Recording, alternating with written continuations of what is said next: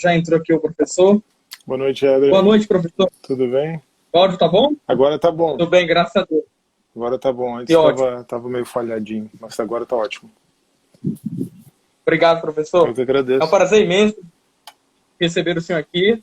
Obrigado por separar esse tempo para a gente. Eu sei que o senhor é um homem de muitas atividades, mas eu disse, bem, o professor Carlos Xavier, que gosta muito de teologia, apologética cristã, ele pode abrir um espacinho do tempo dele para falar comigo sobre isso. Muito obrigado, eu que agradeço pelo convite, vai ser um prazer nós conversarmos aí. Tudo bem. Então, professor, eu gostaria que o senhor se apresentasse um pouco para quem está nos assistindo sobre o seu trabalho, a sua atuação e porque o senhor também se interessa tanto com a teologia como com a apologética cristã. Claro, vai ser um prazer. Bom, eu sou cristão há mais ou menos 20 anos. Eu me converti... Quantos anos você tem? Desculpa, Edrei, perguntar. Eu tenho 18, professor. 18. Vou fazer 19 nesse mês, mas ainda tenho 18. Eu me converti um pouquinho mais velho do que você, então, né? Você já, imagino que tenha crescido na igreja, teve esse privilégio. Eu me converti com mais ou menos 20, 21 anos, e então já tenho mais de 20 anos de convertido, né? Mas a minha formação, ela é no direito, né? Eu sou mestre em direito, sou advogado público, né? Professor de direito também, embora no momento eu não esteja dando aula. Registrar a presença do Daniel Lourenço aqui, um grande amigo e um grande apologista também, professor de filosofia. Ótimo. Embora no momento não esteja dando aula na faculdade, né, eu tenho uma experiência aí na academia, né, na faculdade, mas realmente eu sempre me interessei pela Bíblia, como se espera de todo cristão, né?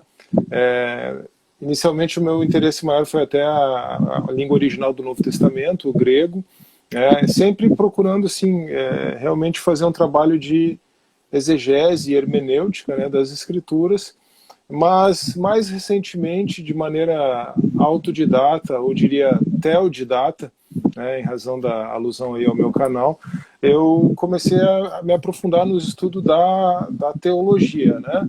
Isso tem a ver um pouco com o dissabor com o direito também, da maneira como ele está hoje.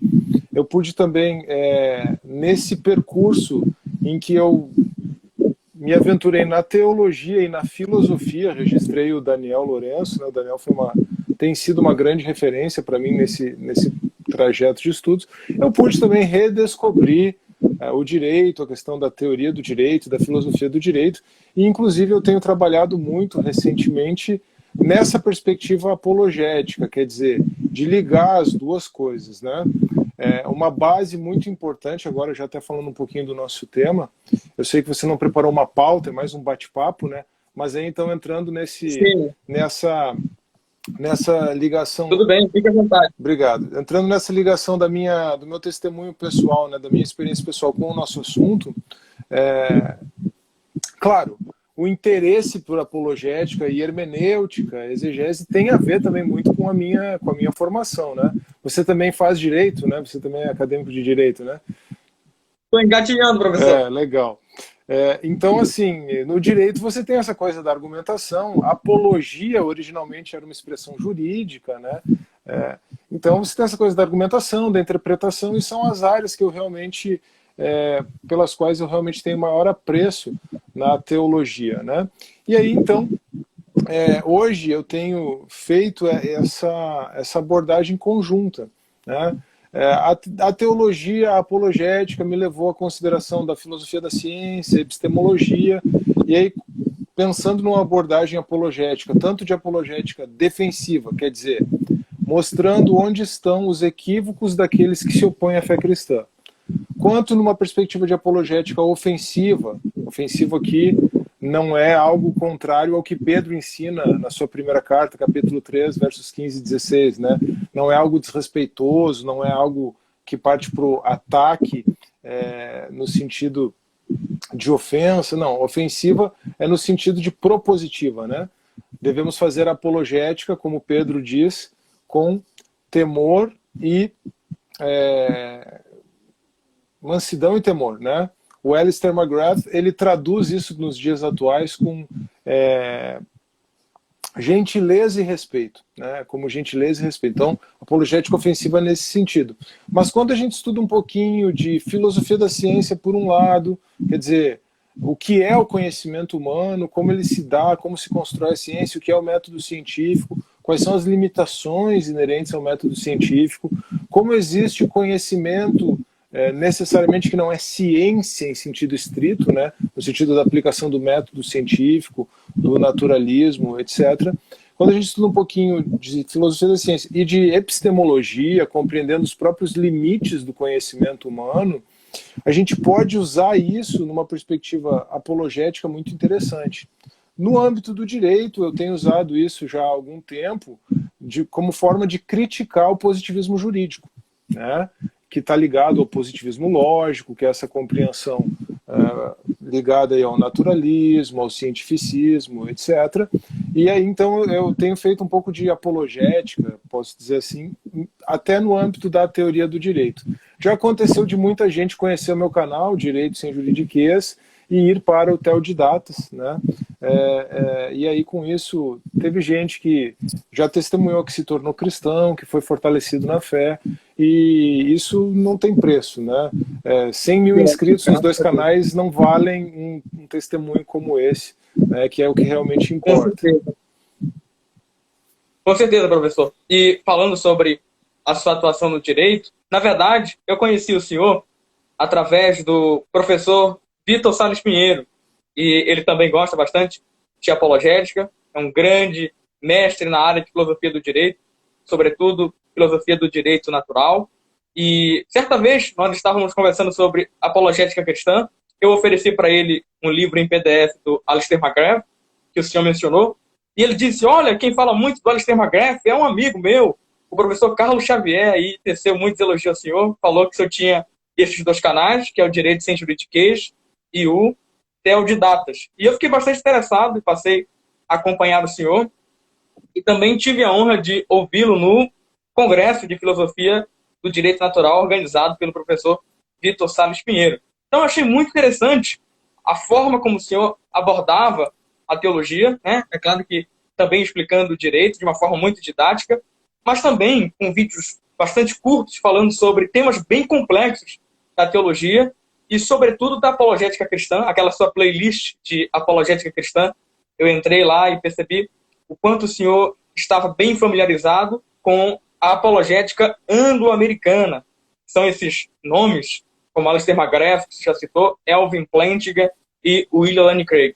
Então, o senhor já definiu o que era apologética, eu ia perguntar isso para o senhor, mas o senhor já fez esse trabalho de antemão. E eu gostaria de perguntar ao senhor sobre Alvin Plantinga. Eu sei que o senhor tem um vídeo no seu canal falando sobre o livro de Alvin Plantinga, Crença Cristã Avalizada. E eu gostaria que o senhor falasse um pouco sobre o trabalho dele na apologética e como, especificamente, ele trouxe um renascimento na filosofia, trazendo a filosofia para o cristianismo. Antes de passar a palavra, só me deixe contar que eu cresci no meio, embora minha família não, meu pai não, sempre gostou de filosofia e das humanidades como um todo, mas eu cresci no meio em que na igreja se pregava que filosofia era contra a religião, era contra Deus e filosofia era coisa de ateu. Mas, na verdade, esse debate está se atualizando e está havendo justamente algo, um revés contrário a esse pensamento. E eu gostaria que o senhor falasse um pouco sobre isso também. Muito bom. Fiquei muito feliz de saber que você me conheceu pelo Vitor. O professor Vitor é um grande amigo que eu fiz recentemente. Temos desenvolvido aí alguns projetos em conjunto. Deve sair em breve um artigo nosso sobre direito natural, lei natural e educação domiciliar, que é um interesse comum que nós temos, né? Então, fico muito feliz. Eu vou começar, antes de falar da importância do Plantinga, que eu acho que é uma pergunta muito boa, muito central, eu vou começar por essa parte final aí da sua intervenção, Edre, pelo seguinte: o William Lane Craig, que é um dos apologistas americanos, aí, talvez hoje o maior apologista, efetivamente, que temos, né, no mundo, ele começa o seu apologética contemporânea com, dentre outras coisas, uma frase muito interessante. Ele diz assim: olha, hoje em dia não é mais suficiente nós apenas transmitirmos, né, comunicarmos historinhas bíblicas para os nossos filhos. Os nossos filhos, em razão do mundo que os cerca, precisam de doutrina e de apologética. E aí ele até brinca, eu não sei como alguém tem coragem de ser pai, um cristão tem coragem de ser pai sem estudar apologética hoje em dia. Então eu fico muito feliz de ver um jovem como você interessado por esses assuntos, né? Eu confesso que também vim de uma formação que tinha uma certa aversão à teologia, à filosofia e até mesmo ao estudo da teologia formalmente, em razão da experiência de renovação que aqueles irmãos tiveram no passado, muitos deles vivendo uma vida fria no seminário, como professores ou alunos, e aí então tiveram uma experiência carismática e tal. Isso é muito comum no meio pentecostal. A gente entende perfeitamente a história e o porquê disso, mas aquele ditado popular, né? Você joga a água suja fora junto com o bebê quando termina o banho da banheira, né? Então, a gente tem que ter consciência, sim, e o Plantinga, inclusive, ele trabalha isso, né? Já entrando na pergunta, a gente tem que ter consciência, sim, que a fé cristã, ela é algo que é prioritariamente, em primeiro lugar, algo existencial, é algo que é uma experiência do coração, uma resposta do coração ao chamado existencial do Evangelho, mas a fé cristã também é racional, no sentido de que ela é algo voltado ao Deus Criador de todas as coisas, que criou seres humanos racionais e que, como nos ensina João, claro que isso deve ser bem compreendido, isso pode ser compreendido contextualmente, tanto no contexto literário quanto histórico, mas como nos diz João, o Deus Criador de todas as coisas que é razão. Enache en logos. No princípio era o logos, era o verbo, era a razão. Quer dizer, então, se Deus é a racionalidade do universo, ele não é só isso, mas ele também é a racionalidade do universo, então é possível que nós discorramos racionalmente a respeito do universo e também discorramos racionalmente a respeito da fé. Aqui a gente estava falando no começo sobre as limitações da filosofia da ciência e da epistemologia, né? De fato, isso Tomás de Aquino já dizia, isso o Craig, o Plantinga vão dizer. De fato, a razão humana ela não consegue apreender todas as coisas a respeito da divindade. De fato, a revelação é um componente fundamental para a fé cristã. A revelação é um componente fundamental para a teologia. E a grande diferença é que, uma vez que Deus se revelou, e nós como cristãos cremos que Cristo é o ponto culminante do processo de autorrevelação de Deus na história, essa aqui é uma frase, né, uma compreensão, é uma ideia central para todo esse trabalho apologético, inclusive.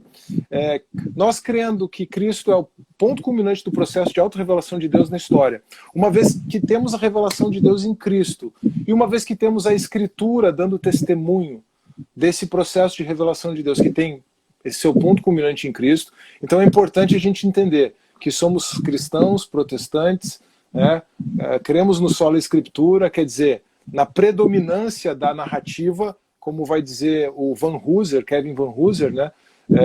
Separei alguns livros aqui, depois posso até mostrar aqui, mas, por exemplo, como fala o Kevin Van Hooser, O Drama da Doutrina, né? Ele tem um outro livro, a Autoridade Bíblica Pós-Reforma. O Sola Escritura, o McGrath também vai trabalhar isso. Veja que agora a gente está numa área mais de crítica bíblica, vamos dizer assim, ou de crítica da doutrina, né? O McGrath também fala isso em A Gênese da Doutrina. O Sola Escritura significa a predominância da narrativa sobre o trabalho teológico. Mas uma vez que nós temos a revelação de Cristo, a pessoa, o evento Cristo, né? E nós temos a Escritura dando testemunho, um testemunho narrativo, prioritariamente a respeito desse evento, então nós podemos usar a razão em cima da revelação, sobre a revelação, para especular racionalmente a respeito da revelação.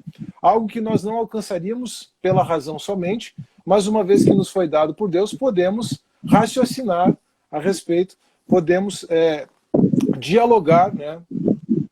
Travar um diálogo, e a palavra no grego ela é originada, inclusive ela é derivada do verbo do substantivo logos, né? Podemos logizomai a respeito do assunto, raciocinar, né?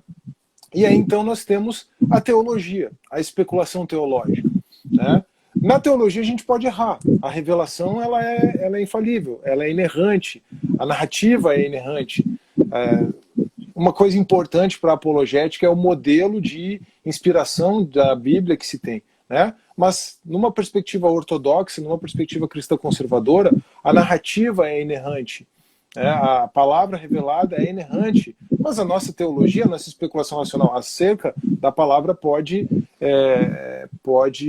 falhar.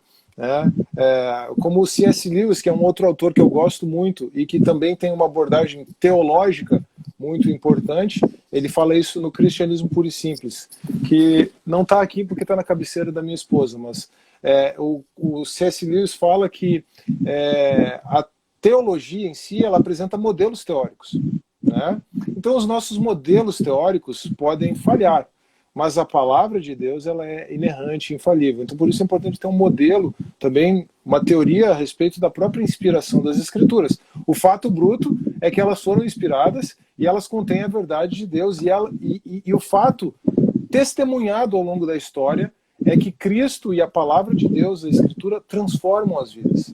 E isso é um ponto apologético muito importante, né? A gente não pode confundir apologética com evangelismo, né? A apologética é essa argumentação racional, né? Ela serve para eliminar as barreiras racionais e mostrar que a fé cristã é algo racional, sim, mas ela não faz o convite. O convite é feito por meio do evangelismo, né? Então a apologética pode eliminar as barreiras à fé.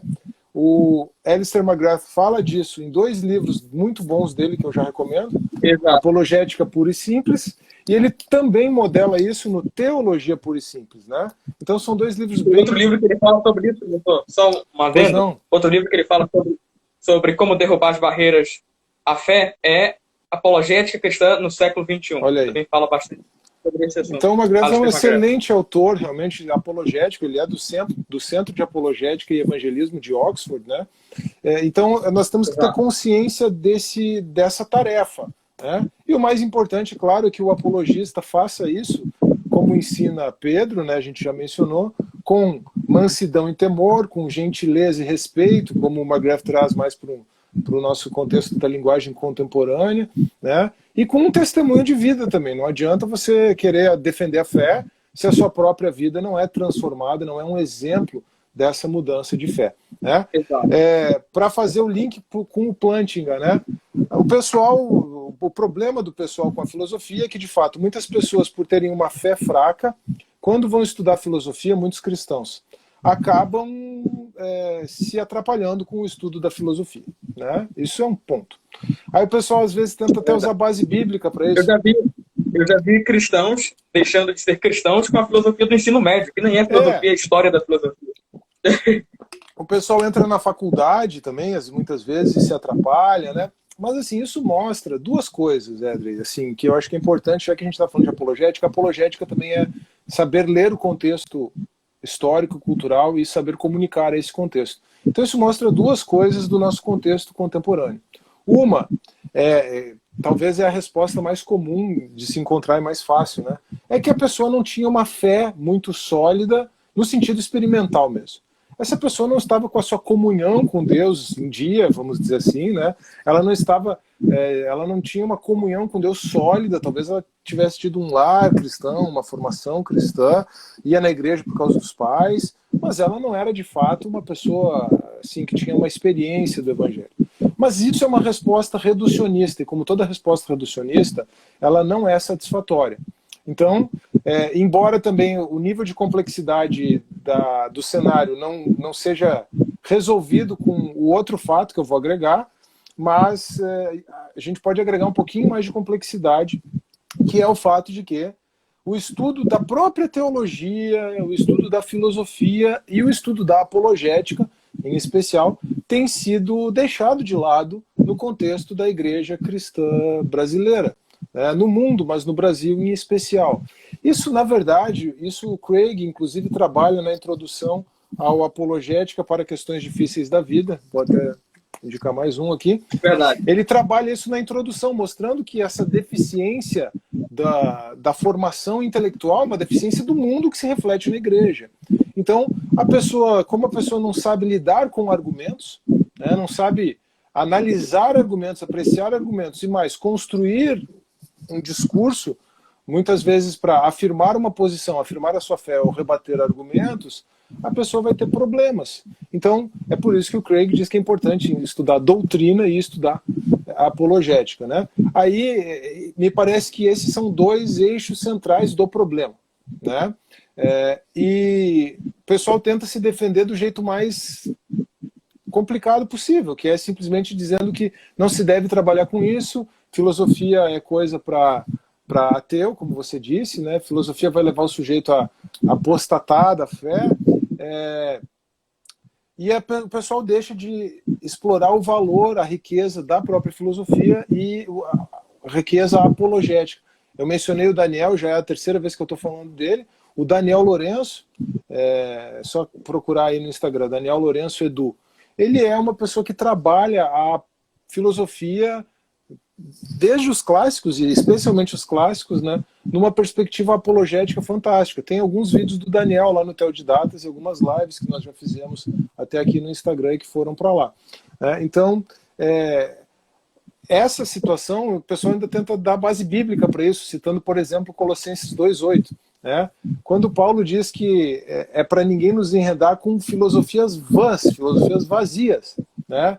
Então, assim, Paulo não está dizendo que você não deve considerar a filosofia. Paulo está dizendo que você deixar de lado a filosofia vazia, a filosofia sem conteúdo. Talvez Paulo esteja dizendo para você não ler um Derrida, um Sartre, mas até isso você precisa ler para entender o que está acontecendo no mundo aí fora, para entender como você vai responder. 17, o próprio Paulo. Oi? Em Atos capítulo 17, me permita, claro. O próprio Paulo pregou no Areópago, discutiu com estoicos, e Russell Norman Temple diz que, provavelmente, muitos dos escritos de Paulo, as perguntas retóricas que ele faz, ele tira isso da filosofia grega e aplica para a pregação do Evangelho, se torna mais robusto. Muito embora quem convence é o Espírito Santo de Deus. Com certeza. Mas é claro, na feita que eu entro no mundo cristão, eu percebo a racionalidade da minha fé, e com certeza tudo que o senhor falou está relacionado a isso. O Paulo, certamente, ele foi um grande exemplo desse trabalho que a gente está mencionando, né? E um exemplo ainda é com a inspiração do Espírito Santo, que é algo que nós não temos, né? Então, realmente, Paulo é um grande modelo nesse sentido, mas os apóstolos em geral, né? Se a gente pensar naqueles mais envolvidos com a própria redação da Escritura, Pedro, João, Paulo, eles, cada um a seu modo, são exemplos disso. Né? Mas então, como que a gente pode entender a importância do Plantinga nesse cenário do diálogo entre a filosofia e a religião? De fato, hoje em dia, uma das grandes disciplinas de estudo para cristãos é a própria filosofia da religião. E o Plantinga é um filósofo da religião. Né? Um dos livros dele que eu trabalho é esse aqui, Crença Cristã Avalizada. Né? Ele é mencionado lá, trabalhado num dos vídeos do webinário sobre apologética, mas ele tem um outro vídeo muito importante também que trabalha, outro livro, desculpa, muito importante, Ciência, Religião e Naturalismo. Nesse livro ele apresenta o argumento evolucionista contra o naturalismo, né? Que é muito conhecido. Exato. E ele também tem um livrinho menor, que é um resumo do trabalho seminal dele, do trabalho que foi importantíssimo do Plantinga para a filosofia da ciência e para a teologia na década de 60, que é o Deus, a Liberdade e o Mal. Né? O que aconteceu? De fato, em razão aqui ele trabalha dois pontos, basicamente. O primeiro é o problema do mal, que ele resolve a partir de uma lógica de liberdade, né, modelando a partir da compreensão da liberdade, mas isso ele faz recorrendo à semântica dos mundos possíveis e à lógica modal. Ele faz algo bem parecido, embora ele não se diga um molinista, ele faz algo bem parecido com o que fazia o Luiz de Molina lá no século XVI. Né? E o William Lane Craig é um molinista. Então, essa questão eu menciono o molinismo e tem... Oi? Pode falar, que eu ia conversar com isso o senhor também. Muito bom você falar sobre o molinismo. Eu menciono e trabalho bastante o molinismo porque eu creio que essa aparente tensão, né, esse suposto dilema entre soberania divina e responsabilidade humana, ele é muito importante do ponto de vista filosófico e teológico, e ele tem um contexto apologético muito importante, né? O Craig, inclusive, menciona isso de forma expressa no seu livro The Only Wise God, né? O Único Deus Sábio, que inclusive tem traduzido para o português. Mas o que o Plantinga fez? Nós temos que compreender que esse ranço que o pessoal da academia tem com a abordagem teísta, vamos colocar assim, né? Com a crença num Deus existente, criador e providente, ela é um ranço, esse é um ranço antigo e muito presente. Mas esse ranço ele não tem base filosófica e ele não tem base científica, até porque Deus está exatamente no ponto em que a ciência chega no seu limite, né? Sob qualquer aspecto. Seja no aspecto dos argumentos teístas, né? Embora você possa ir com a ciência até o limite e mostrar, aqui eu preciso de uma primeira causa não causada. Eu posso compreender que existe relação de causalidade, né? Eu posso compreender o universo a partir de um encadeamento de causas até o momento em que eu chego no limite. Por quê? Porque metafisicamente é impossível regredir ao infinito. Infinitos reais não existem. E quando eu chego nisso, eu chego na causa primeira não causada, né? A segunda via de Tomás de Aquino. Todas as coisas têm uma razão para existir, o universo existe, o universo tem uma razão para existir, o argumento do princípio da razão suficiente, né, o argumento da contingência de Leibniz, né, o argumento cosmológico de Leibniz. Então, assim, a nossa especulação científica, né, o nosso método científico, ele nos leva a um limite.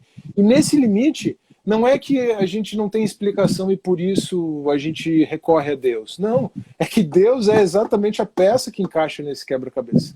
Né? Tanto que quando... Os ateístas, muito bom que você falou.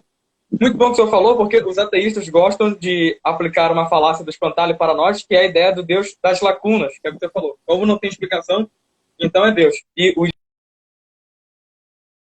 ele coloca que, na verdade, a ciência ela tem o seu limite, mas ela pode muito bem servir para nos ajudar em uma premissa filosófica que tem uma conclusão teológica. E é isso que o senhor falou, com os argumento cosmológico Kalam, argumento contingencial, argumento do design ou da teleologia, como se queira. Então, de fato, agora nós estamos falando não só do diálogo entre filosofia e fé, mas também do diálogo entre ciência e fé. É claro que é possível, sim, haver esses diálogos entre fé e ciência. Mas isso tudo nos mostra que o problema dos ateus é um problema de pressuposição, né? É um problema de preconceito, é um problema muito mais emocional do que racional, do que lógico, do que filosófico, né? Tanto que isso é registrado na história, né? Quando surgiu a teoria do Big Bang, quando o Hubble lá identificou a expansão do universo e, portanto, se postula a teoria do Big Bang, né? E aqui não vou entrar no mérito da controvérsia que os cristãos têm em cima disso, tá? Porque só a respeito da origem do universo você tem 4 modelos teóricos dentro do cristianismo, né? E todos eles ortodoxos, né? Tem um livro... Exatamente. Tem um livro A Origem, né? Da Thomas Nelson. Eu não tenho ele aqui para indicar porque eu tenho ele no Kindle. Então, mas esse livro vai trabalhar essas quatro abordagens para Gênesis 1 e 2, por exemplo, né? Então, assim... Mas quando surge o argumento do Big Bang, a teoria do Big Bang, os ateístas eles se opuseram fortemente à teoria do Big Bang, exatamente porque ela se insere no contexto do argumento cosmológico Kalam. Ele mostra que o universo tem um começo, tudo aquilo que começou a existir tem uma causa, e se o universo tem um começo, não tem uma causa, logo a causa da existência do universo é Deus. Tem 2 saídas para isso. A primeira é fazer de conta que o argumento cosmológico Kalam não existe, né, que essa necessidade metafísica não existe, e aí dizer que exatamente por causa do Big Bang Deus não existe. Quer dizer, e isso aí é a filosofia da ciência embutida, né, a filosofia embutida na ciência do ensino médio por aí. Né? Não, exato. Por causa do Big Bang Deus não existe, por causa da evolução Deus não existe. Não, só um pouquinho. Se você leva essas coisas a sério, tanto o Big Bang quanto a evolução são evidências muito maiores para a existência de Deus, para a existência de uma causa primeira e de uma mente controladora do processo, né? Aí entra o argumento do design, que você mencionou, o argumento teleológico, o princípio antrópico, do que o contrário. Né? Não entrando no mérito, em razão das controvérsias que existem dentro do próprio cristianismo a respeito disso, nós estamos falando de como aprender a colocar a fé cristã de uma forma racional para os de fora. Né? Exato. Não entrando nas controvérsias internas do cristianismo aqui a respeito disso. Né? Mas então, você tem ou isso, ou a teoria dos multiversos como alternativa, né? Porque daí, estatisticamente, em multiversos, numa quantidade absurda de multiversos, pelo menos um teria condições de... a forma como eles contornam o princípio antrópico, né? Que é algo também bastante complicado, né? O próprio cientista, cosmologista que ajudou a Stephen Hawking, Roger Penrose, coloca que a teoria do multiverso não tem base científica e é muito mais filosófica, especulativa que científica. O Ilan Craig também tem se esforçado para responder isso com a comparação do cérebro de Boltzmann e assim por diante. Isso. Então, sobre tudo isso, e quando o senhor fala sobre criação e evolução, professor, e sobre essas diferentes visões, geralmente, quando me perguntam sobre esse debate, eu faço questão de apresentar as 4 divisões, as 4 respostas diferentes, porque é justamente isso que nós temos que fazer. O cristianismo não deixa esse assunto sem resposta. Pelo contrário, existem múltiplas respostas. São respostas possíveis. Cada uma tem a sua, pode ser satisfatória. Então, isso é interessante. Porque se você pergunta a um cientista sobre uma teoria, sobre algo, você geralmente vê ele respondendo com uma certeza. E no final você sabe que não existe uma certeza absoluta mesmo em questões científicas. Aliás, para quem entende sobre a teoria do conhecimento, sobre epistemologia, sabe o quanto é brilhante você dizer não sei. Ou então dar respostas possíveis que até possam ser contraditórias. Não aqui defendendo o relativismo. É claro que uma delas é a certa. Mas você tem diferentes respostas. Tendo diferentes respostas, você percebe que o cristianismo e os apologistas, teólogos, filósofos cristãos estão se esforçando o tempo todo para dar respostas satisfatórias. E algo interessante que eu achei que o senhor comentou é sobre esse diálogo entre razão e emoção. Muitas vezes, problemas que pessoas têm com o cristianismo, nasceram em um lar cristão e de repente se tornaram céticas, elas podem apresentar algo que seria uma dúvida racional, uma objeção racional, mas que, na verdade, são problemas emocionais. E o senhor mencionou cristianismo puro e simples. Na seção de fé, C.S. Lewis também diz que, na verdade, a fé não é inimiga da razão. A fé é inimiga da emoção. Porque dependendo do seu estado de espírito, por exemplo, com o problema do sofrimento, o problema emocional do sofrimento, um estado de espírito em que você não quer que aquilo aconteça, você está muito mais tendente a não acreditar em Deus do que com o estado de espírito de felicidade. Geralmente, quando você se sente triste, você fica mais tendente a se afastar da ideia de Deus, de um pai bondoso, e assim por diante. Mas isso é pura emoção, é puro problema emocional. Então, no fim, a fé é inimiga da emoção, não da razão.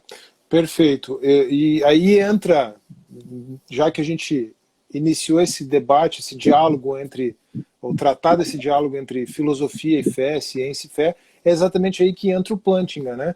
Porque ele aparece num cenário em que ainda existe muito preconceito realmente contra a fé cristã. A própria filosofia analítica do começo do século XX, ela é uma filosofia baseada praticamente exclusivamente no método empírico, né? Então, ela tem um pé no empirismo, mas ela já começa em razão do empirismo, em razão do naturalismo, talvez seja melhor colocar assim, em razão do naturalismo, a própria filosofia da ciência reduz a ciência, a filosofia analítica, desculpa, reduz a filosofia à linguagem, num primeiro momento, né? Mas ela traz algo muito importante, muito interessante, que é a busca pela precisão linguística, né? A busca pela precisão semântica e a estruturação de argumentos proposicionais, assim, o trabalho a partir de argumentos proposicionais, quase que retomando muito da própria lógica aristotélica nesse sentido, a forma como Aristóteles trabalhava, né?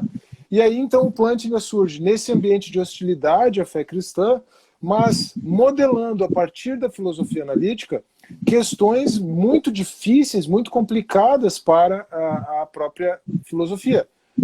Entre elas, né, a primeira delas é a relação entre necessidade e contingência.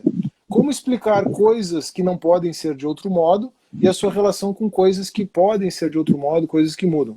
O Plantinga usa exatamente do recurso da semântica dos mundos possíveis, né, que não tem nada a ver com o multiverso, quer dizer, é um recurso filosófico de análise da realidade, né? Ele usa a semântica de mundos possíveis e a lógica modal, ele resgata algo nesse sentido, que está lá na origem do pensamento do Aristóteles, né? Por quê? Porque a filosofia analítica, com o seu rigor conceitual, com a sua precisão semântica, ela permite isso, e aí ele trabalha as ideias de necessidade e contingência a partir da semântica dos mundos possíveis, e com isso ele demonstra a necessidade metafísica de Deus, né? Ou pelo menos a impossibilidade metafísica de se negar a existência de Deus. É isso que ele faz, revisitando o argumento. Para mim aqui o professor caiu. Oi?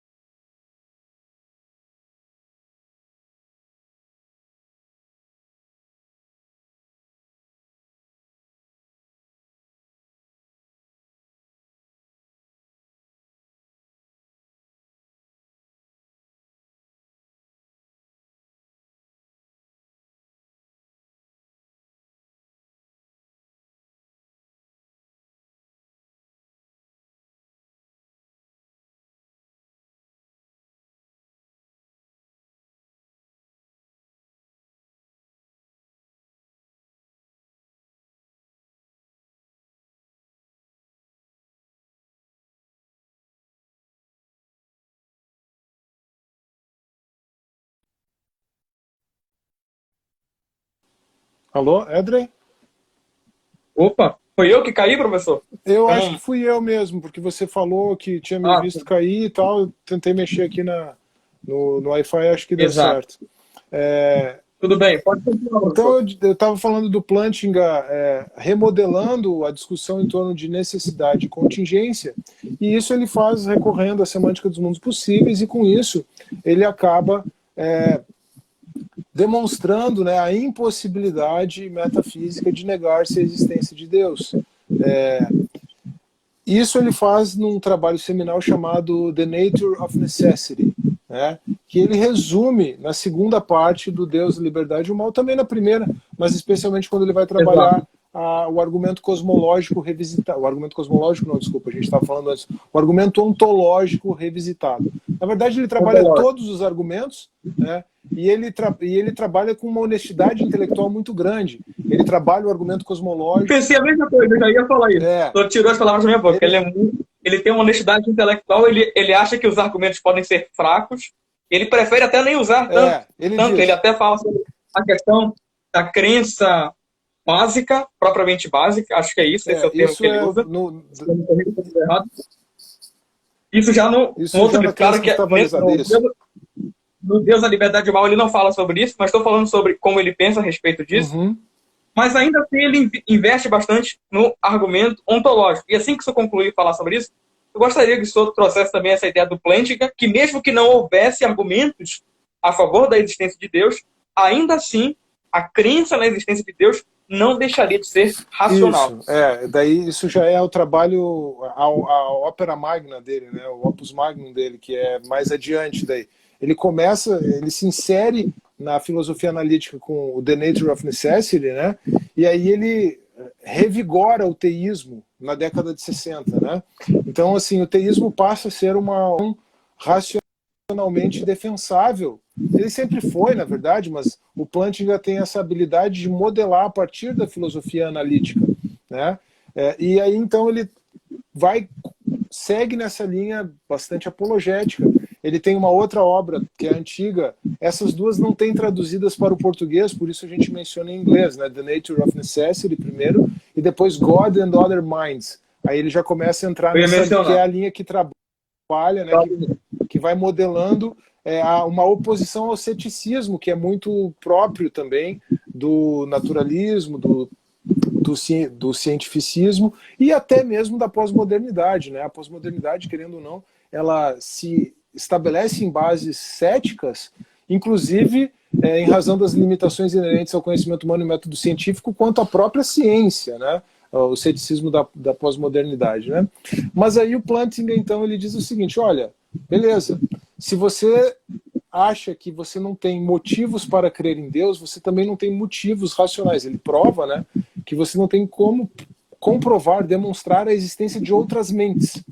Mas se você crê que outras mentes existem, né, eu estou conversando com você, André, e creio que você tem uma mente assim como a minha, então nós temos a mesma base de conhecimento, quer dizer, a mesma estrutura para crer que Deus existe como essa mente criadora, né, inteligente, a primeira causa não causada e tal. Então, assim, ele começa a trabalhar nessa perspectiva e aí ele desenvolve a sua própria teoria do conhecimento, a sua própria epistemologia, que é a ideia de uma crença avalizada. Então, ele tem uma trilogia, né, que começa com crença avalizada, warranted belief, e termina com a crença cristã avalizada.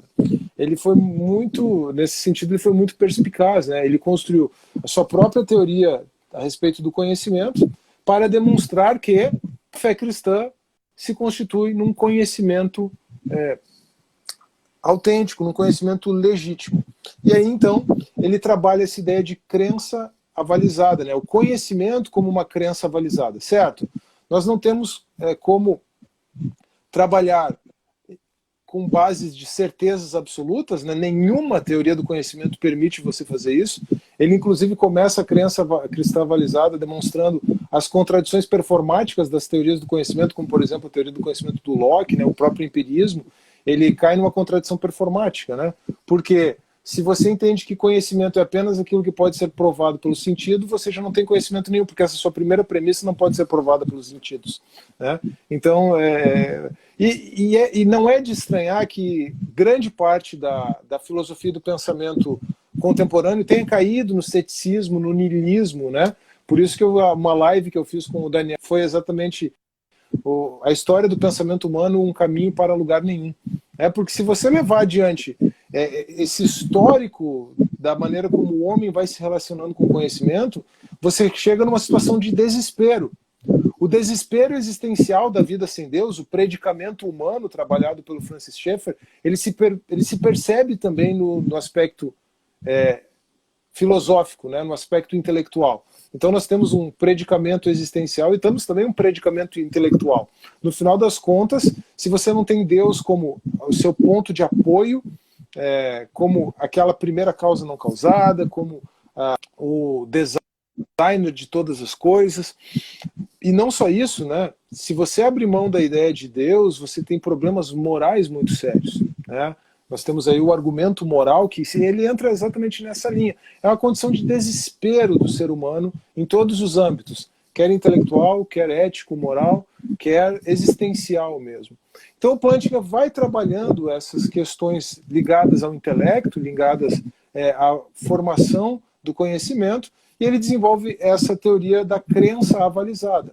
O que é uma crença avalizada? Uma crença avalizada é aquela que é feita em condições normais, né, de um sujeito que está com as suas faculdades mentais funcionando de forma adequada. E ele precisa ter algum tipo de segurança, algum tipo de garantia, né? O aval. Aliás, no inglês, essa ideia de garantia, né? A tradução é difícil, porque é warrant, né? E aí o pessoal já traduziu como garantia, e os tradutores oficiais do Plantinga, o Desidério Murcho, né, ele acabou traduzindo como aval. E aí, num congresso com o Plantinga, eles explicaram o sentido jurídico da expressão aval e ele concordou que esse era um bom sentido. Mas a gente pode entender como garantia ou aval. Então, se você tem garantias tanto externas, decorrentes do ambiente que você está, com o ambiente com o qual você se relaciona, e internas, então, esse seu conhecimento, essa sua crença, ela é uma crença básica, é um conhecimento básico, né? Se aí, claro, o Plantinga ele é um realista nesse sentido, ele entende que é possível que haja uma ao menos de forma parcial, né, ao menos de forma relativa, uma correlação entre o conhecimento humano e a realidade. Então, se aquilo que você conhece corresponde à realidade, então o seu conhecimento é conhecimento verdadeiro. Mas a questão não basta haver uma correspondência entre o seu conhecimento e a realidade. Porque, por exemplo, eu posso achar que porque eu coloquei, vamos pensar, teve o Super Bowl aí no domingo, né? Os brasileiros cada vez mais estão assistindo o Super Bowl, né? Eu posso imaginar que porque eu usei a minha cueca da sorte, o Tampa Bay Buccaneers, porque eu sou fã do Tom Brady, sempre usei nos títulos do Brady, porque eu usei a minha cueca da sorte, o Tampa Bay Buccaneers iria ganhar, né? Quer dizer, de fato, existe uma correspondência entre eu ter usado a cueca da sorte e o Tampa Bay Buccaneers ter ganho, mas não existe nenhuma relação, né, da minha cueca da sorte, roupa íntima da sorte, com a vitória do Tampa Bay Buccaneers. O Tampa Bay Buccaneers ganhou por uma série de outros fatores, mas nenhum deles está relacionado à minha roupa íntima, né? Então isso só para mostrar que eu posso ter uma crença que não é avalizada, e por não ser avalizada, ou até pode ser avalizada, porque eu posso ter usado a cueca e os times do Tom Brady ter ganhado, mas ela não corresponde à realidade, então ela não é conhecimento verdadeiro. Então ele tem esses cuidados, mas se houver essa correspondência de uma crença avalizada com a realidade, então você tem conhecimento verdadeiro. Diga você. Exato, e é interessante como Plantinga vai usar justamente essa teoria do conhecimento dele sobre crença garantida, crença avalizada, crença com garantia, crença avalizada, para falar agora do argumento evolucionista contra o naturalismo. Exato. Porque se eu olhar para a evolução, se eu juntar evolução e naturalismo, o que eu vou ter é uma mente humana, no caso, o cérebro humano, sendo bem mais materialista, como um ateísta.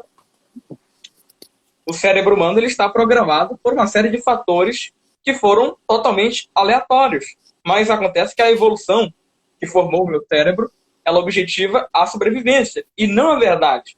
E não necessariamente, como o senhor falou, né, a verdade, a sobrevivência nem sempre precisa da verdade. Eu posso muito bem ter ideias que não têm correlação com a verdade, mas que podem muito bem me ajudar a sobreviver. Eu lembro muito bem do exemplo que ele dá de Paulo e um tigre ou algo assim. Eu posso muito bem fugir do tigre por uma série de outros fatores que o meu cérebro faz eu ter no momento, mas nenhuma delas ser verdadeira. E é incrível, porque isso leva a um reducionismo.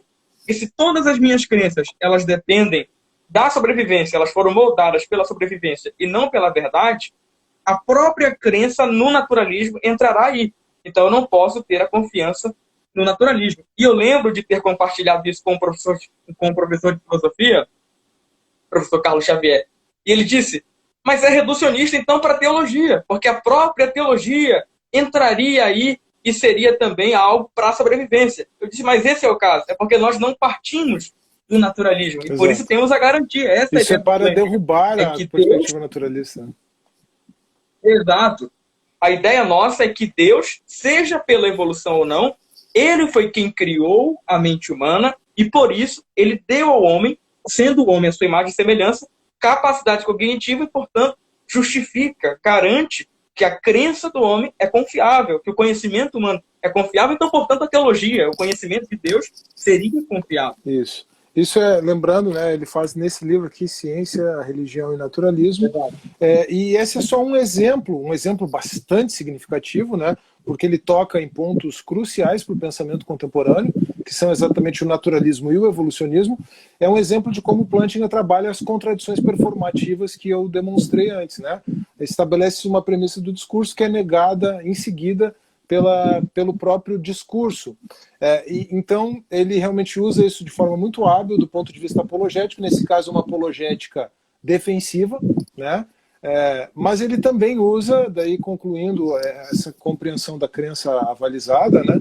Ele também usa isso de forma muito hábil do ponto de vista positivo, né? Numa apologética ofensiva, mostrando que não existe nada que indique que o conhecimento, aquele conhecimento que relaciona a fé, e nesse ponto ele está fazendo como Tomás de Aquino e Agostinho fizeram no passado, relacionando fé a conhecimento, embora a fé, o próprio Plantinga reconheça isso, não se restringe ao conhecimento, né, porque a fé ela é, antes de qualquer coisa, uma questão existencial, né, um chamado existencial, um modo de vida, uma mudança de vida, mas ela também tem os seus aspectos cognitivos. Então ele, relacionando fé com conhecimento, ele mostra, olha, não tem nada no ambiente exterior ao cristão que faça com que as suas faculdades cognitivas funcionem de maneira inadequada, e o próprio cristão tem, na perspectiva da Bíblia, da fé cristã, uma garantia muito forte, que é a garantia do testemunho do Espírito Santo.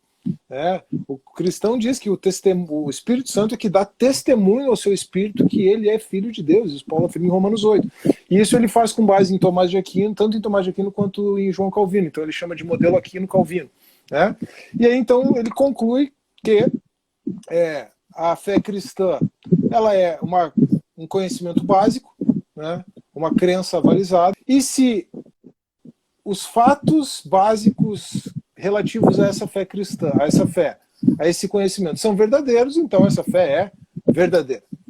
Para o que interessa a nossa vivência do dia a dia, de fato, pessoas são transformadas pelo cristianismo, embora muitos deem um mau testemunho por aí. Mas a questão não é essa. Quando a gente fala em fatos básicos a respeito da fé cristã, não é exatamente a capacidade que o cristianismo tem de mudar as vidas.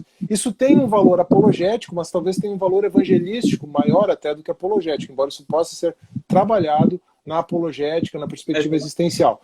Quando Plantinga fala em fatos básicos a respeito do cristianismo, ele está falando daquilo que nós cremos por sermos cristãos. Como Paulo diz lá em 1 Coríntios capítulo 15, verso 3, eu transmiti o que também recebi, transmiti para vocês o que também recebi, que Cristo morreu pelos nossos pecados, como diz a Escritura, que foi sepultado e que ressuscitou ao terceiro dia, como diz a Escritura. E aí a gente tem esse ponto, esse fato histórico da ressurreição de Cristo como sendo um ponto-chave. Aliás, o senhor acabou de mencionar um credo que, segundo os críticos do Novo Testamento, aqueles que se dedicam a estudar o Novo Testamento, entendem que é um credo que Paulo recebeu em algo de aproximadamente 3 ou 5 anos depois da morte de Jesus. Então é um espaço tão curto que não pode ser lendário, e ainda mais está no formato de um credo judaico, de um credo rabínico, e isso aumenta a historicidade de Cristo. Então, aproveitando logo esse insight, eu gostaria que o senhor falasse sobre o trabalho de William Lane Craig. Daqui a pouco vou falar sobre como o senhor pensa o molinismo e tem divulgado o molinismo no Brasil. Muito obrigado por isso. Mas sobre a confiabilidade do Novo Testamento. Inclusive, eu vi uma entrevista, um diálogo que o senhor teve com um crítico textual, algo assim, um especialista no Novo Testamento. Eu gostaria que o senhor aproveitasse e trouxesse isso para a gente também. Isso, a gente chega no ponto da historicidade da ressurreição de Jesus, que é um dos temas de especialidade do Craig, O Craig, ele tem 3 temas básicos assim da formação dele teológica e filosófica, O primeiro é a onisciência de Deus, o que levou ele ao molinismo, O segundo é o problema do tempo, a questão do tempo, A filosofia do tempo, que ele trabalha de forma muito hábil na perspectiva molinista também. E o terceiro é a historicidade da ressurreição de Jesus, que ele estudou com um dos maiores especialistas do assunto no século XX, que é o Wolfhard Pannenberg, que foi discípulo de Karl Barth. Então... E também, só para ampliar, eu estou acompanhando agora, o William Lane Craig também está fazendo, na verdade, mais um trabalho, está concluindo, que é uma teologia filosófica sistemática. Isso. E agora ele lançou um livro sobre inscrição, ano passado. Infelizmente eu ainda não li, mas estou com muita vontade de ler. É The Atonement, o novo livro de Craig, e ele também vai lançar em setembro, já avisou, um livro sobre o Adão histórico. Então quem gosta muito desse debate sobre criação e evolução vai se agraciar com o trabalho de...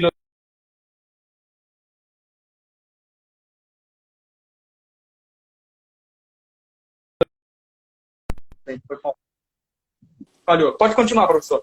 Perdão pelo... Não, eu acho que foi só o sinal deu uma falhada aqui, eu não sei se é o meu ou se é o seu. Mas o Craig realmente ele é uma referência em todos esses assuntos, Eu estou também bastante ansioso pela teologia filosófica sistemática dele, Mas a questão da confiabilidade da ressurreição de Jesus, ou da historicidade, é simplesmente a aplicação do método histórico o fato narrado no Evangelho, nos Evangelhos da ressurreição. Claro que tem uma questão preliminar, 2 questões preliminares. A primeira é a possibilidade de milagres, Mas aí a gente teria que se embrenhar um pouquinho de novo em filosofia da ciência e epistemologia. Acho que a gente não precisa fazer isso necessariamente, né? Não há nada na epistemologia e na filosofia da ciência humana que contraindique a possibilidade de milagres, né?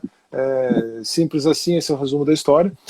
E sendo milagres possíveis e sendo a ressurreição um milagre, esse evento ele marca de forma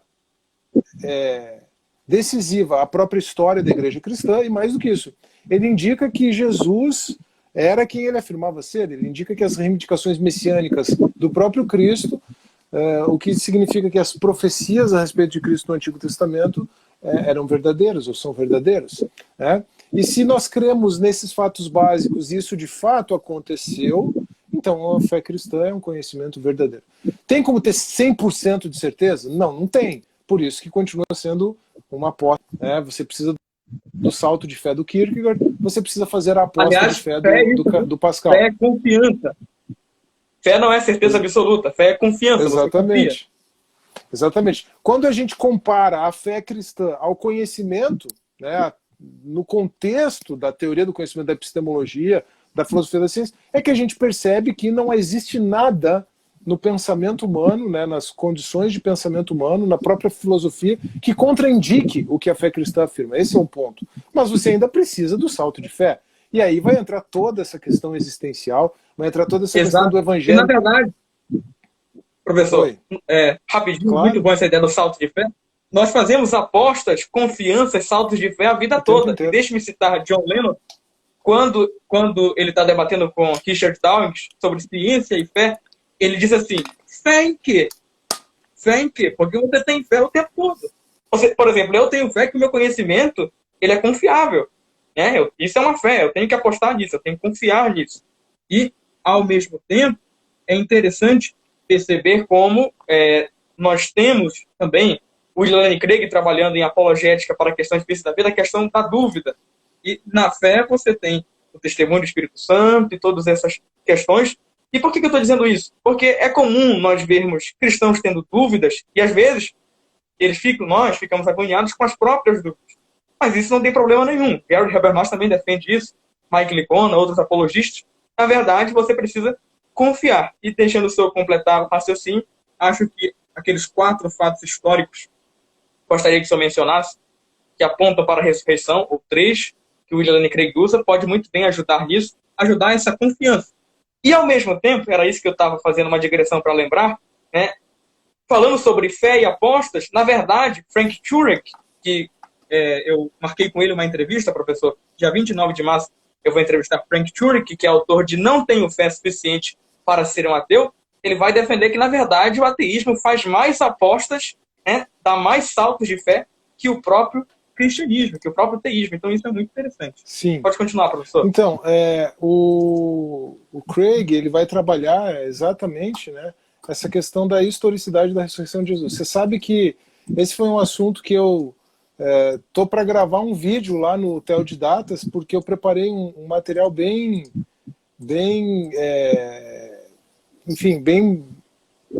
abrangente para Escola Bíblica Dominical, 2 classes de Escola Bíblica Dominical que eu ministrei para uma igreja em Curitiba. Aliás, um trabalho muito interessante também. Um trabalho em que o pessoal está trabalhando apologética com adolescentes em idade de ingressar na universidade. Então, muito legal. Deixar um abraço para o Derek aqui, meu colega de faculdade de teologia. Eu não mencionei talvez que eu tenha ingressado na faculdade de teologia agora, estou no 6º semestre. O Derek que me fez o convite e foi muito interessante. Então, quando a gente vai aplicar o método histórico sobre a ressurreição de Jesus, né, sobre esse fato, nós temos 3 fatos básicos, né, que são percebidos a partir do registro nos evangelhos, e sobre esses fatos é que a gente precisa aplicar aí o escrutínio histórico, o método histórico e até uma certa avaliação psicológica, né? O primeiro fato é o túmulo vazio, né? O segundo fato são as aparições pós-morte de Jesus, e o terceiro fato é o surgimento da igreja. Quer dizer, o impacto a origem da crença do o impacto da crença no Cristo ressurreto sobre a vida dos discípulos. Esse é um dos fatos assim mais impressionantes quando a gente trabalha isso, né?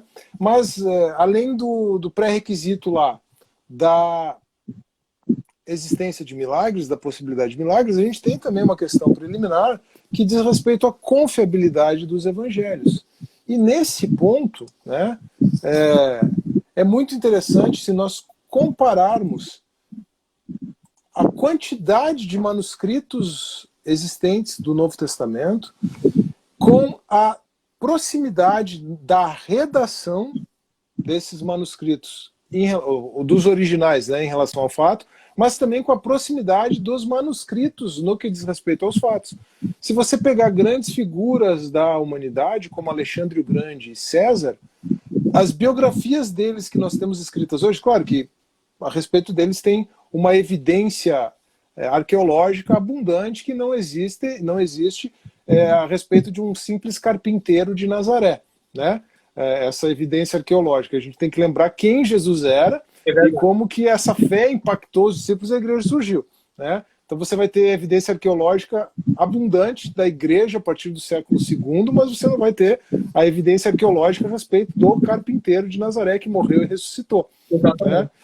Mas as biografias de César e de Alexandre o Grande, elas são datadas de 4 séculos depois da vida desses homens. E os manuscritos dessas biografias existentes e os manuscritos dos próprios livros de Aristóteles, de Platão, eles datam de 1000 anos, mais ou menos, dos próprios fatos, né? E são em quantidade absurdamente menor também. Para os escritos de Aristóteles nós temos não mais do que 50 manuscritos, sendo que os manuscritos do Novo Testamento eles começam já no século I, no final do século I, com papiros, que tem fragmentos, mas que já são testemunhas, e você tem mais de 5.000 manuscritos só em grego, né? Sendo que se você colocar as versões, aí você vai ter uma datação também muito próxima, né? E abundância de manuscritos enorme. De latim temos 20.000 manuscritos da Bíblia Latina, né? Então, isso em termos de evidência, em termos de documentação, é incomparável na história da humanidade. Não existe outro fato que tenha documentação tão abundante, tão confiável do que os fatos registrados no Evangelho. Descredenciar os evangelhos como registro histórico é uma questão de pressuposição, não é uma questão de análise das evidências, como a gente estava mencionando antes. Só por essa simples comparação. Mas aí quando nós temos a questão do túmulo vazio, você vai fazer uma análise histórica que envolve o túmulo vazio, né? E aí você tem a oposição dos judeus, a possibilidade de indicar o túmulo correto, uma série de coisas, né? Você vai ter a antiguidade da tradição. Rapidinho, professor. Oi? Rapidinho, mas sobre essa questão que o senhor falou, dessa dúvida quanto ao túmulo, é por isso que o William Lane Craig gosta de colocar que também é confiável o enterro de Jesus no túmulo de José de Arimateia. Porque se eu sei onde é o túmulo, eu não erro quando ele estiver vazio. Então, o fato de ter sido José com seu túmulo, né? Porque existe... Exato. Um membro do Sinédrio, algo muito improvável de inventar. Os deístas, iluministas, eles propuseram diversas teorias, como a teoria do túmulo errado, a teoria essa não foi nem dos deístas, essa é do Schleiermacher, né? A teoria da morte aparente, a teoria da alucinação coletiva, mas nenhuma dessas teorias ela passa por um escrutínio histórico e aí científico, psicológico adequado, né? Então a gente tem esse primeiro fato bruto do túmulo vazio, né? De fato, o túmulo vazio. Nessa questão do testemunho do túmulo vazio, tem uma questão muito importante do ponto de vista da reconstrução histórica, né? Que é a questão do depoimento de mulheres. Isso é muito interessante, porque as mulheres não tinham valor judicial, o depoimento delas não tinha valor judicial na cultura hebraica. Então, para que se você vai forjar uma mentira, você vai dizer que mulheres testemunharam? Porque se você fosse colocar essas mulheres num tribunal, o testemunho delas não teria valor naquela época, isso é uma coisa datada, né? Então, assim, o fato de os apóstolos não estarem preocupados com alguém dizer, não, mas elas são mulheres, o testemunho delas não tem valor jurídico, demonstra que eles estavam preocupados em dizer o que aconteceu. As mulheres foram lá e viram que Jesus ressuscitou. Isso tem uma série de outras implicações, inclusive a própria valorização da mulher pelo cristianismo, por Cristo, pelos apóstolos, pela cultura cristã, mas que já é um outro ponto, que tem um valor apologético muito forte também, mas a gente já está abrindo parênteses aqui, né? No diálogo com o feminismo, eu sempre digo que as primeiras pessoas a pregar o evangelho foram as mulheres, porque foram elas que anunciaram que Jesus havia ressuscitado. Afinal de contas, o evangelho pressupõe a ressurreição, né? Sim, a ressurreição. O evangelho é baseado na ressurreição. Enfim, professor, são tantas coisas que a gente poderia muito bem continuar aqui e espero que a gente continue mantendo contato para continuar essas ideias. Sim, só quer algo mais falar sobre esse assunto? Só para encerrar aqui, daí tem a questão das aparições, que não poderia ser uma alucinação coletiva, e a mudança é o mais interessante, o surgimento da igreja, porque ninguém dá a vida por uma mentira sabendo que é uma mentira. Então, se os apóstolos tivessem forjado os fatos, eles não dariam a vida como de fato deram, né? Não seriam martirizados. Então, esses argumentos, eles se consolidam numa defesa muito sólida da historicidade da ressurreição de Jesus. Mas, no fim das contas, é uma questão de fé, né? Você precisa dar o salto de fé. Você precisa fazer a aposta de Pascal. Sobre o molinismo, que também é uma vertente teológica que o Ilan Craig defende, eu gostaria que o senhor falasse sobre essa ideia que muita gente tem, ou você é um calvinista, ou você é um arminiano. E, ao mesmo tempo, parece que tanto um calvinista quanto um arminiano parecem estar certos, porque existem textos da Bíblia que enfatizam a liberdade humana e outros textos que enfatizam a soberania divina. Então, será que realmente são contraditórios, são contrapostos, ou um ou outro, ou eu acho que o ser humano é livre, ou realmente Deus é soberano? E eu gostaria de perguntar como, então, o molinismo conseguiu reconciliar isso, sobretudo como o William Lane Craig utiliza a ideia dos mundos possíveis. Aliás, como o senhor bem disse, Luiz de Molina já tinha essa ideia ali no século XVI, e Alvin Plantinga trazendo isso de volta, o William Lane Craig traz também. Isso vai ajudar muito a tornar o molinismo robusto hoje, e como isso tem sido popularizado entre protestantes. Isso é muito importante mesmo, porque como a gente mencionou, como eu mencionei lá no começo da nossa conversa, uma coisa são os fatos, e outra coisa é o modelo teórico que a gente tem a respeito dos fatos, né? Quando você vê pessoas falando assim, ou evangelho ou calvinismo, eu acho que já tem algum problema. Não que o calvinismo não possa, em muitos aspectos, ou talvez até em todos, quiçá, reproduzir o evangelho. Eu até acho que não, mas você vai ter um problema de pressuposição, um problema emocional naquela pessoa. Aquela pessoa está colocando... Pode gerar preconceitos, né, professor? Pode gerar preconceitos, pode ter preconceitos. Dificuldades. Nós temos que ter cuidado com os preconceitos. Isso, e dificuldades, porque quando a pessoa tem essa carga passional na sua análise das coisas, normalmente vai ter algum problema em algum ponto, né? E em especial quando a gente trabalha essa questão da soberania divina e da responsabilidade humana, a grande questão é o problema do mal, né? Eu participei de um debate recentemente sobre o calvinismo e o problema do mal com o Francisco Tourinho. Assisti. Ah, que legal. Assisti. O Francisco Tourinho, ele é um calvinista um pouco diferenciado, porque ele procura fazer uma abordagem mais histórica, e ele modela questões que são complicadas à luz das confissões de fé e à luz dos reformadores lá tradicionais, de uma maneira um pouco diferente, né? Mas eu acho que no final das contas o calvinismo vai deixar a desejar na sua ênfase demasiada sobre a determinação de todas as coisas, ou naquilo que o Ken Wilson chama de divine micromanagement of all things, microgerência divina de todas as coisas, né? Então, por quê? Porque ele diz, não, Deus move todas as peças, e aí, claro, o Tourinho vai conseguir trabalhar isso, por exemplo, de forma hábil no que diz respeito à diferença de causas primárias, causas secundárias e tal, mas o problema ele está lá na eternidade, se a gente pode colocar assim, né? O debate supralapsarianismo e infralapsarianismo, ele demonstra bem onde que está o problema, né? Se Deus decreta a queda, então ele já destina alguns para a perdição. E se ele destina alguns para a perdição, será que ele é bom? Ah, você está questionando que Deus é bom. Eu não estou questionando, mas o incrédulo vai questionar. Eu não estou questionando a bondade de Deus. Eu sei que Deus é bom porque a Escritura afirma. Eu sei que Deus é amor e que Deus é justo porque a Escritura afirma. Mas quando eu vou lidar com isso, trabalhar com isso e trabalhar com isso com o incrédulo, se eu disser que Deus destinou alguns para a perdição, fica difícil de argumentar que esse Deus é amor e esse Deus é justo. Fica difícil. Numa perspectiva pressuposicionalista, não é muito difícil. Não, a Escritura diz, Deus é assim, o que Deus decidiu é bom, mas aí você cai no problema do dilema do Eutífron também, que é uma outra questão filosófica, né? E aí, então, você tem todas essas doses de dificuldades.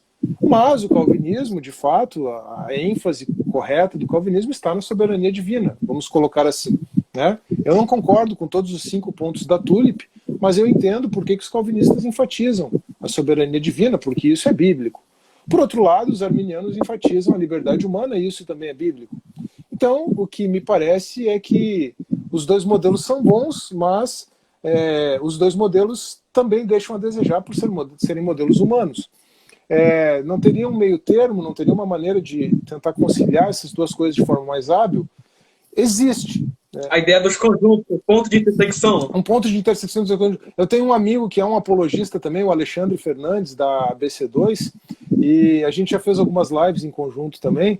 E quando ele começou a estudar o molinismo, em razão dos meus vídeos, e a gente começou a conversar, ele usou exatamente essa figura dos pontos de intersecção. Ele disse, vem cá, e ele é físico, né? Então, numa perspectiva de teoria dos conjuntos, está tranquilo. O calvinismo é um conjunto, o arminianismo é um conjunto, mas os dois são subconjuntos do molinismo. Ou o molinismo se coloca como um ponto de intersecção, né? Ele pensou com o molinismo como um conjunto mais amplo e o calvinismo e o arminianismo como subconjuntos. Mas você pode pensar nos pontos de intersecção também, porque ele tem esse pensamento muito matemático, né, muito físico, ele logo colocou assim, disse, olha, eu acho que é assim mesmo. Porque se você for para o pensamento do Molina, ele tanto trabalhou questões que estavam surgindo no meio protestante, como a questão da eleição incondicional. O Molina afirma uma eleição incondicional, mas a gente precisa entender bem em que termos ele afirma a eleição incondicional, né? Quanto ele afirma a liberdade humana de forma bastante forte, até antes do Calvino, até antes do Armínio.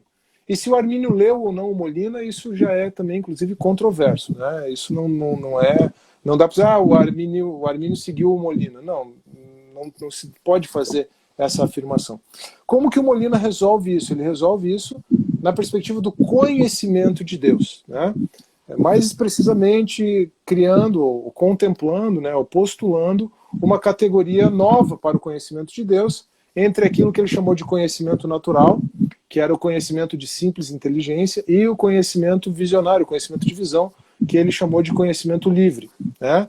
O conhecimento que Deus tem de todas as possibilidades, de todas as coisas necessárias, o conhecimento natural, e o conhecimento livre, que é aquele conhecimento que é baseado na determinação de Deus, no decreto divino de criação.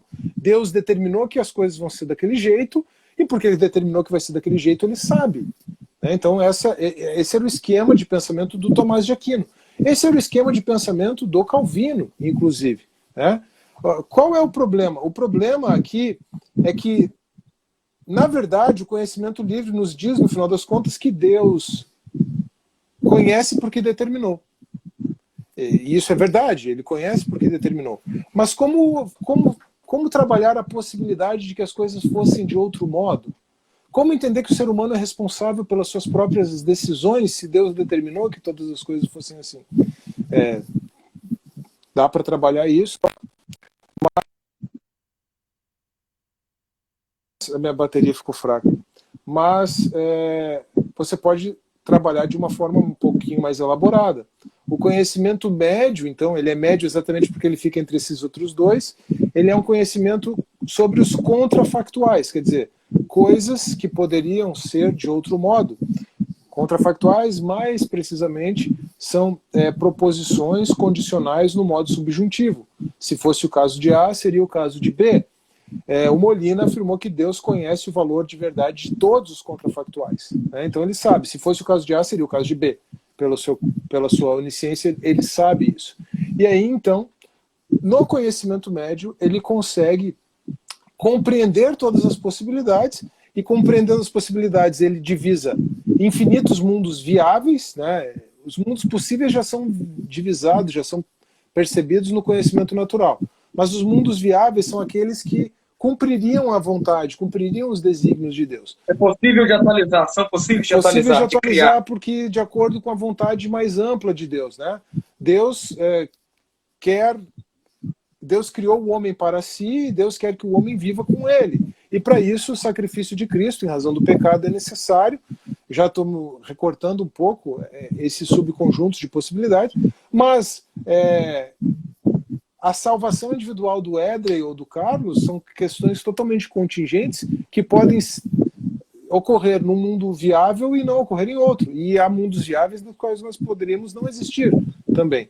Então, na consideração dos mundos viáveis, né, nesse conhecimento contrafactual pré-volitivo de Deus, então no conhecimento das possibilidades contingentes futuras, antes de decidir, que Deus, então, decide atualizar um mundo dentre infinitos mundos viáveis. E aí, então, o decreto de criação vem após o conhecimento médio contrafactual. E aí Deus decide um dentre infinitos mundos viáveis, que é o mundo atual, no qual as coisas serão como serão, porque Deus decidiu. Mas o fato de que as coisas serão como serão não indica um determinismo ou um fatalismo, porque as coisas poderiam ser de outro modo, caso nós, enquanto seres humanos livres, fôssemos colocados em outras circunstâncias, num outro mundo possível, ou num outro mundo viável. Algo que o William Lane Craig deixa isso muito, muito tranquilo, muito simples. E eu lembro de um vídeo dele em que ele diz, né, que, por exemplo, quando Deus criou Pilatos, ele deixou Pilatos livre, mas ele sabe que se Pilatos nascesse ali no século I, nascesse e fosse um representante de Roma, ali na Palestina, ele com certeza iria aprovar a condenação de Jesus, ia passar adiante, mas ao mesmo tempo Pilatos está sendo livre e ao mesmo tempo Deus não está perdendo a soberania. E acho que o molinismo casa muito bem com Atos 2:23, porque em Atos 2:23 fala tanto de uma pré-determinação de Deus e ao mesmo tempo dos homens matando livremente a Cristo, crucificando livremente a Cristo. E acho que você vê no mesmo versículo da pregação de Pedro a unidade dessa ideia. Então, o molinismo ele consegue reconciliar muito bem isso. Você não concorda? Concordo. E aí tem outros tantos versículos que são apontados, ou passagens que são apontados como base bíblica para o conhecimento médio. Você apontou muito bem uma passagem que demonstra os dois fatores, né? Liberdade e soberania, mas existe base bíblica que é apontada para o próprio conhecimento médio, né? Existem refinamentos, né? O Craig, ele vai falar em Transworld Damnation, algo que eu traduzi como perdição em todo mundo viável, né? A Transworld Damnation não era algo que estava no pensamento do Molina originalmente. Quem trabalha um pouco isso, trazendo para esse debate presente com o próprio Craig, é o Kirk McGregor, né? Que é um excelente autor molinista, inclusive. Então, o que eu penso a respeito do molinismo? Claro, o molinismo tem dificuldades. Existe o que se chama de ground objection, né? Que é um problema, na verdade, da filosofia que reflete na teologia. É possível que se apreenda valor de verdade de contrafactuais? Existe alguma base né, ground, para que nós possamos entender que contrafactuais têm valor de verdade, base filosófica, né? Seria o homem uma causa primeira, uma causa primeira não causada nessa perspectiva? Isso foi a objeção que o Francisco Tourinho apresentou ao molinismo.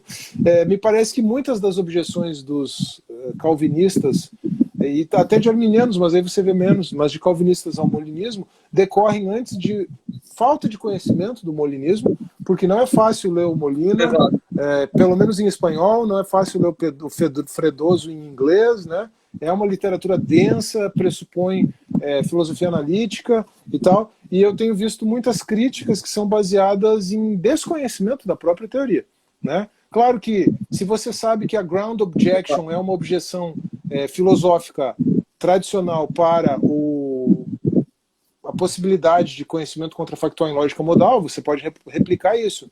Mas existe toda uma discussão, e o próprio Craig tem uma resposta à ground objection, né? Então, assim, está lá baseada nos veridadores e tal. É uma discussão muito ampla. Do ponto de vista filosófico, a discussão ela é interminável, se a gente pode dizer assim, né?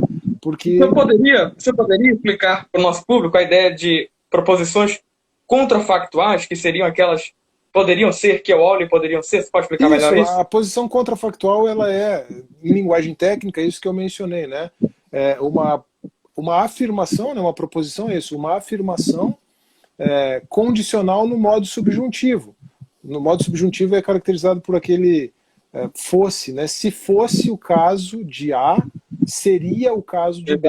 Então, por exemplo, bem simples. Se fosse o caso de o Edrey me convidar para a live, eu aceitaria. Está se confirmando aqui. Se fosse o caso de o Edrey não me convidar para a live, eu não aceitaria. É meio óbvio, né? Mas vamos colocar assim. No caso, é um estado de coisa possível, né? Eu não lhe convidar, é um estado. Um estado de coisas, quer dizer, não é apenas um fato, é um conjunto de fatos que vai se encadeando, né?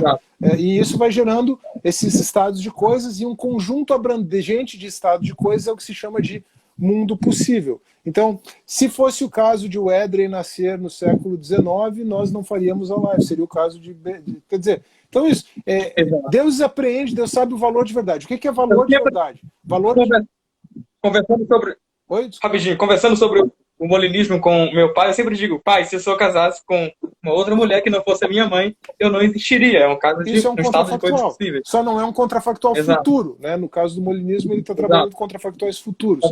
Mas é um contrafactual passado, mas é a mesma coisa. Porque um contrafactual é uma afirmação contingente no modo subjuntivo. Não tá relacionado ao tempo, o problema é o modo, né?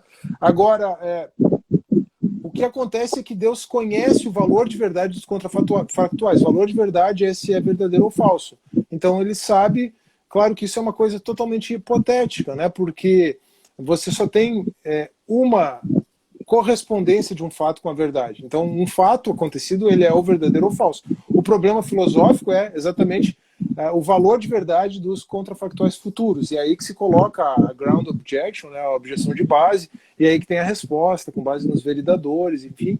Mas o conhecimento de Deus, ele é um conhecimento muito mais abrangente e muito maior do que o nosso, né? Então, a gente pode modelar as nossas dificuldades a partir dos problemas filosóficos humanos, mas a gente tem que ter ciência que está trabalhando com uma mente muito mais complexa, né? Infinitamente mais complexa e infinitamente mais capaz e potente do que a nossa. Se até a gente tem condições de saber que algumas proposições contrafactuais futuras serão verdadeiras ou falsas, né?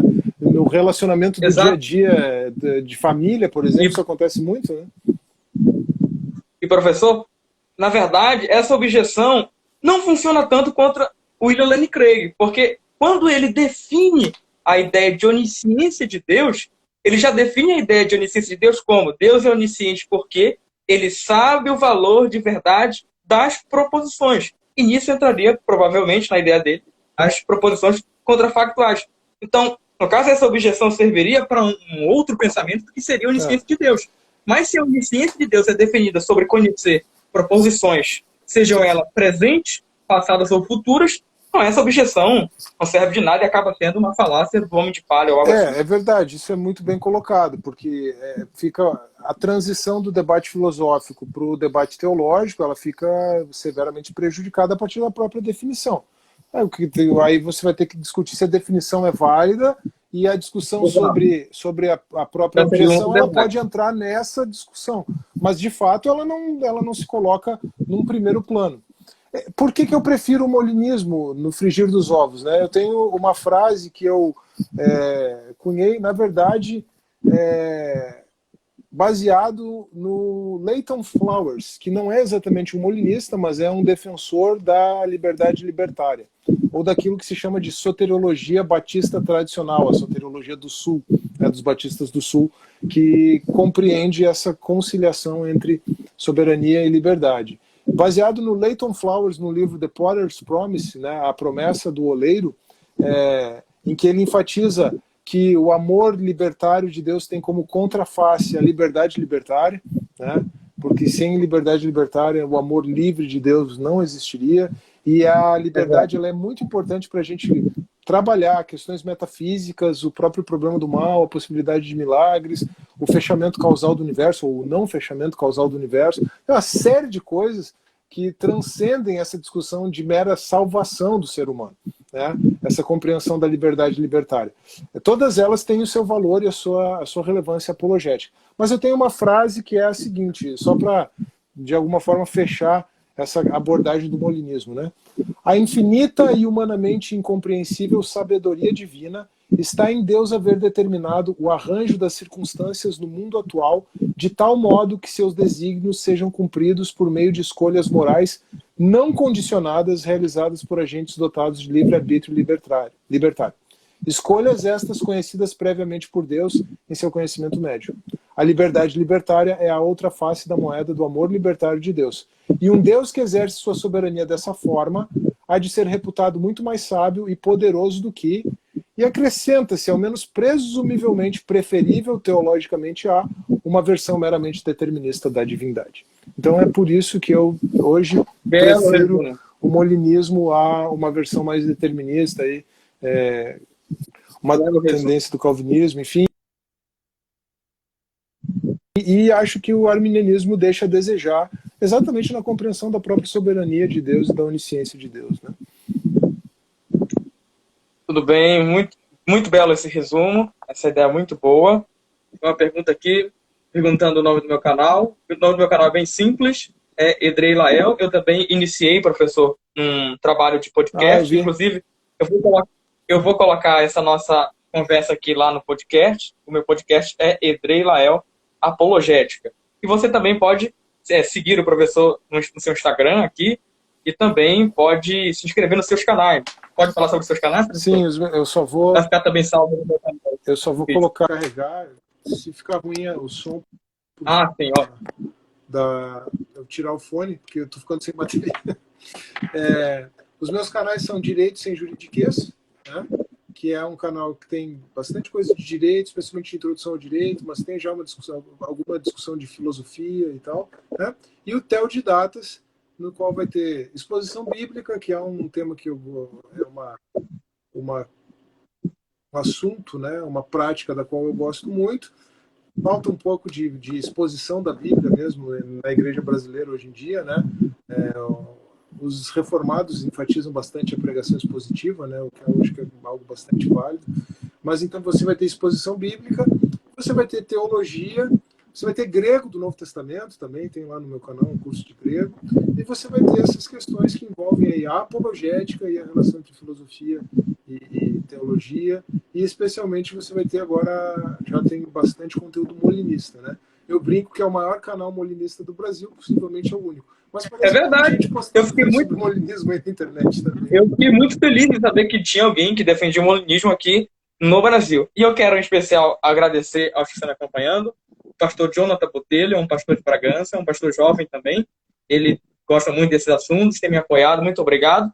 E eu também, professor, tenho um pequeno grupo, né? A gente se juntou.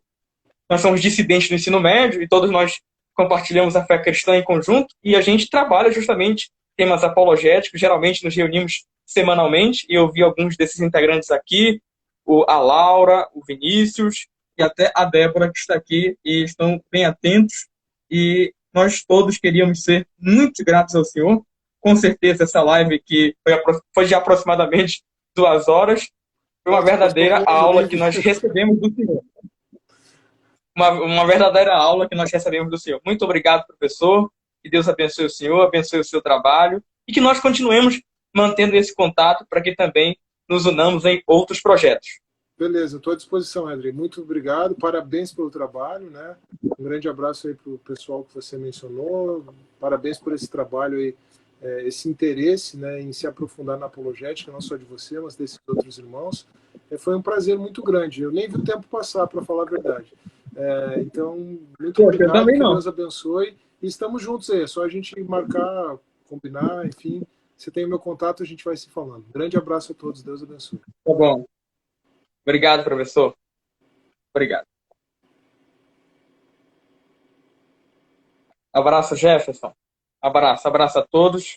Foi um prazer imenso estar com vocês aqui. Não esqueça, se você perdeu essa live como um todo, ela vai estar disponível no meu canal, Edrei Lael, e também vai estar disponível no meu podcast, Edrei Lael Apologética. Fique com Deus.